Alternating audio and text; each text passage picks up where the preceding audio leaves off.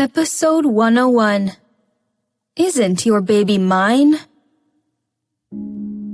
Serena resisted Jake's hug and moved his hands away, standing up. He looked the same as before. However, thinking of the fact that he was as lovingly towards another woman as well, Serena felt disgusted. Let's wait for a couple of days. I'm still in my... Jake understood before she finished her sentence. Discontented, he still nodded understandingly, wiping away her tears. Mr. Robinson? Serena looked up, but swallowed her question back, seeing his cold eyes. Should she ask him? Could she ask him? Seeing Serena's hesitance, Jake was curious, looking at her puzzled. Serena bit her bottom lip as she asked in a low voice, What kind of feelings do you have for Lila Cox? Jake heard her and arched an eyebrow. A neighbor, and something like a younger sister. That's it? Serena's look was complicated. Yes. Oh. Liar. If he treated Lila like a younger sister, would he have slept with her and even had a baby with her? That night between Lila and him had been a dagger stabbing in her heart in both lifetimes. Serena felt awful, and her eyes became wet.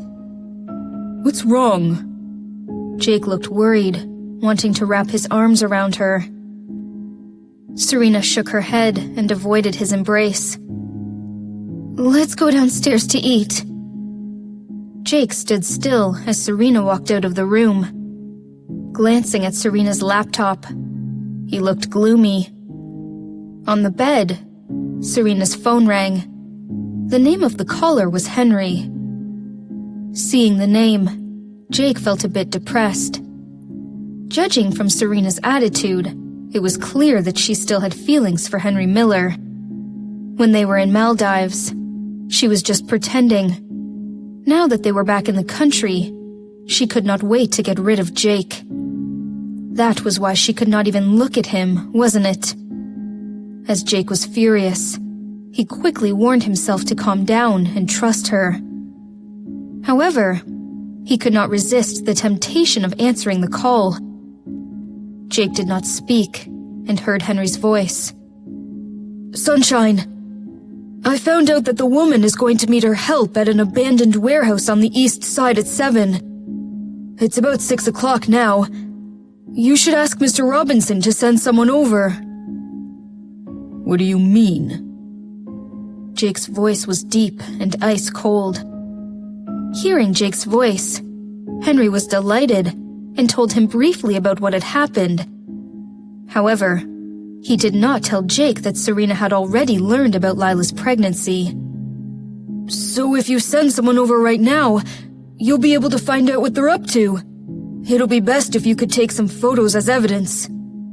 I got it. Henry's passion was drowned as Jake hung up. Asking Miranda Young to take care of it, Jake quickly went downstairs. Seeing Serena eating, he mentioned, Henry called you just now, and I answered. She paused and looked at him. What did he say? Jake's eyes were so deep that Serena could not see through it. He asked you to meet him at the same place. Same place? She had only met Henry in person at a cafe. However, what was so important that he had to talk to her in person? Serena frowned, stood up, and was ready to retrieve her phone from the bedroom. Jake was standing in front of her. Where are you going? I'm going to ask him what it is that he needs to talk to me about.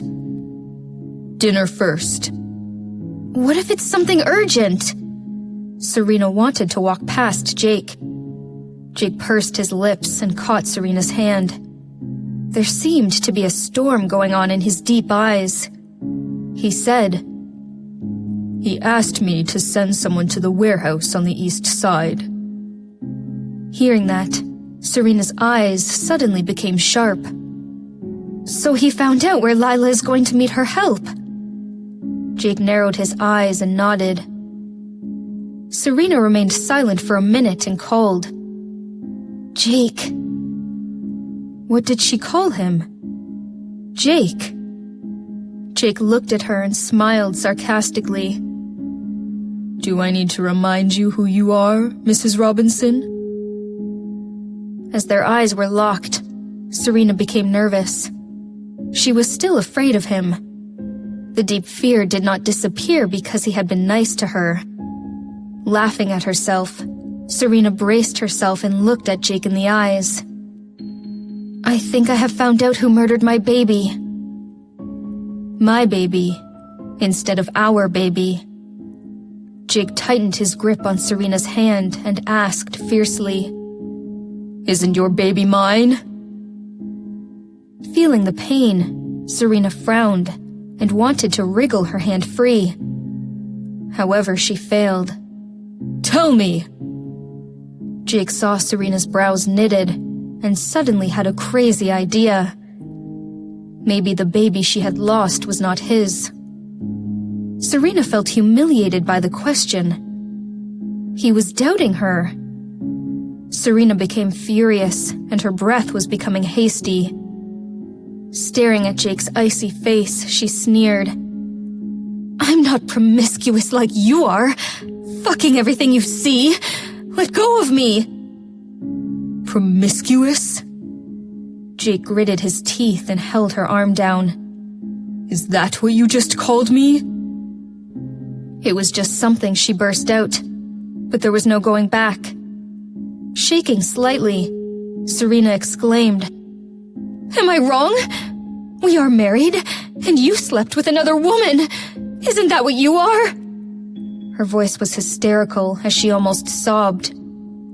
Jake was dazed, but he did not look as gloomy as he had been. Serena thought he was feeling guilty and felt suffocated, biting her bottom lip and staring at him. Nanny Harper had just collected the laundry and came inside the room. Seeing the couple fighting, she was shocked. "What happened?"